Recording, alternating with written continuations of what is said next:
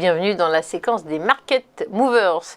Il est beau, il connaît parfaitement les marchés et il a sélectionné pour vous 3 valeurs. C'est Antoine Fraisse-Soulier, Financial Market Analyst chez eToro. Antoine Fraisse-Soulier, bonjour. Bonjour Fabienne, bonjour à tous. Merci d'être avec nous. Alors, je ne sais pas en quoi vous roulez. Moi, j'adorerais rouler en Tesla. Et alors, il y a un dernier modèle qui vient de sortir, la Tesla Model Y. Il paraît qu'il remporte déjà tous les suffrages en Norvège où il est déjà sorti. En France, elle arrive. Alors, on s'attend à des ventes bien boostées avec ce nouveau modèle, Antoine? Oui, déjà, effectivement, c'est le cas, notamment en Chine, puisque les ventes du mois d'août viennent de sortir, et Tesla a écoulé plus de 44 000 véhicules en Chine, c'est 34% de plus qu'au mois de juillet. Donc on a une hausse considérable donc des ventes des Tesla, notamment donc en Asie, et comme vous l'avez dit aussi en Europe du Nord avec le modèle Y.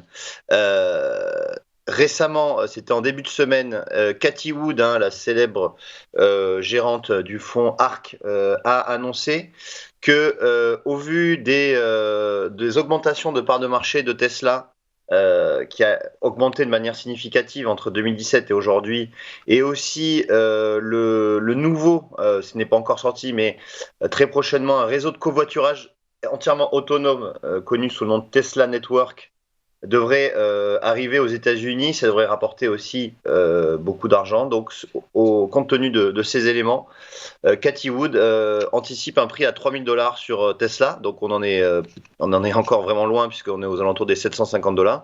Mais ça voudrait dire une augmentation de x5 du titre sur les 4 prochaines années.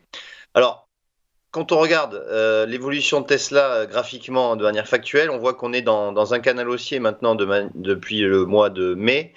On progresse quand même assez significativement de quasiment 25% en 5 mois. On est sous une résistance tout de même pas loin à 776 la résistance. Aujourd'hui, on est à 755 à peu près. Par conséquent, on verra comment se comporte le titre au niveau de cette résistance. Si ça venait à dépasser cette résistance, on pourrait rejoindre les plus hauts historiques dans un premier temps qui se situe à $900.